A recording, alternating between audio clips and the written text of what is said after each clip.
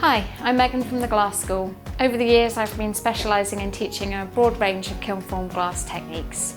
We at the Glass School run an online education platform all about kiln-formed glass, and we're passionate about inspiring people to give glass a go.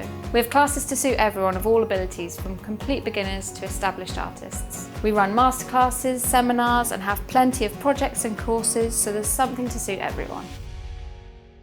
Today I'm going to take you through a short project called Winter Wildlife. So I'll just take you through the tools we're going to need for this project. You will need some glass cutting tools, so whichever glass cutter you like to use, goggles to protect your eyes, a ruler and a cutting edge. I've also got some breakers here, if you prefer to use breakers. I am using a pre-cut circle of streaky glass here. You could use whatever colours you like, but this white and aqua blue streaky works really nicely for this project. And I also have some decal paper. This is just purple decal. It's a sheet of purple and you can cut out whatever shapes you like on it. I've got a stencil here, which you can find a link to this stencil in the description. You could find any imagery you like, just a silhouette of any animal you like. I've used, for these ones, obviously, penguins and polar bears. They go quite nicely with the winter theme. And then lastly, I have a bowl of water here. This is to soak the decal in, to remove it from the backing paper, and some white opal frit as well, just to add a bit of detail at the end. So to start off with, I'm going to trace out my design onto the decal paper. So decal paper always comes with a protective layer of wax paper on top of it. This does need to be removed before you soak the decal. It's quite important that you remove that.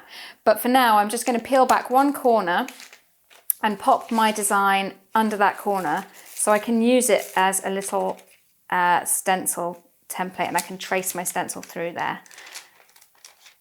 There we go. So I'm going to pop it there, and I'm just going to use a marker pen and trace my design so I know where to cut it out.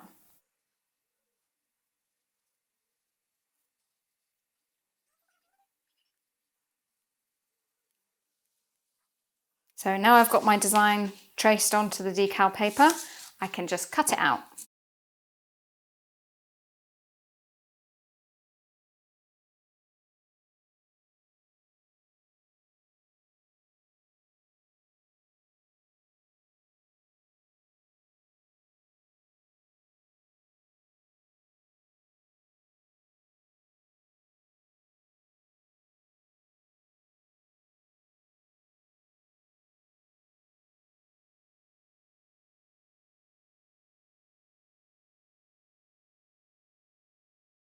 So that's my decal ready for soaking.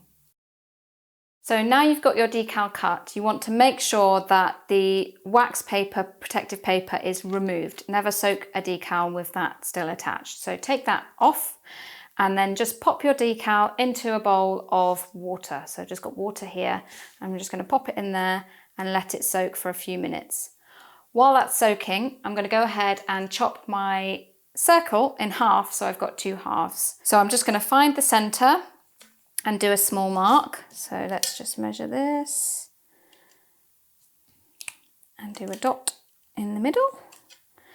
And then that's going to help me cut straight down the middle rather than to one side, so I have two equal halves. So goggles on when you're cutting. And I've got my straight edge here, so I'm going to line it up.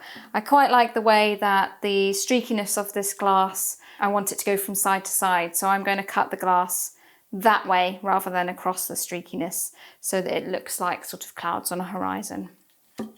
So I'm going to go for down the center this way.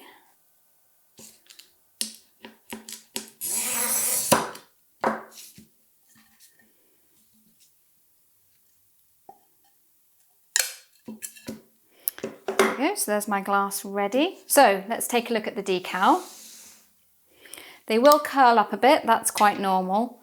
And you just want to leave it in there just enough. You just want to be able to just slide that decal gently off the backing paper. If it's a bit stiff, leave it in there a little bit longer. If you're doing very small, very intricate ones, they can sometimes lift off the backing paper by themselves. So it's best to keep an eye on them. But you just want to gently slide it off that backing paper,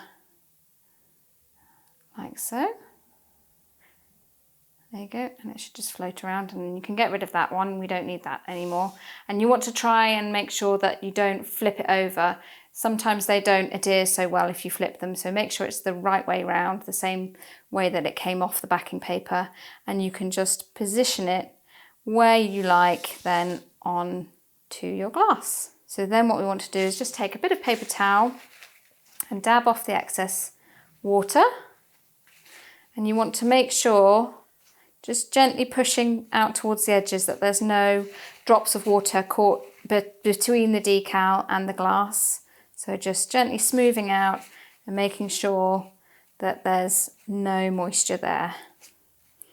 And you can start to just press a little bit firmer to squeeze any drops of water out, like so.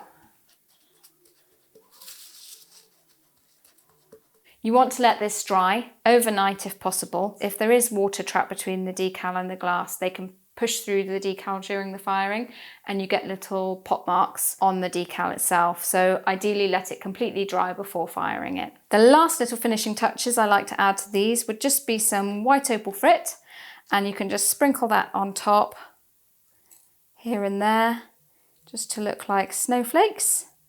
It's not essential, but it's quite a nice little finishing touch.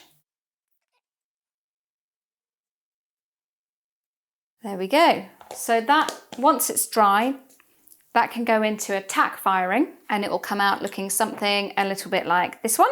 The decal does have some transparency to it. It's not completely block colour, but it's quite a nice silhouette there, and it will be flat.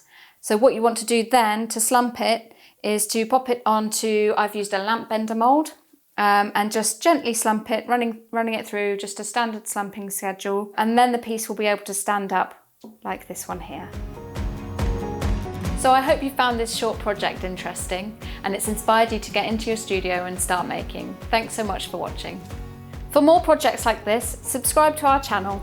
For more in-depth tutorials, click the link and head over to our website. Allow us to take you on a new learning journey, inspire your creativity and elevate your work to new levels.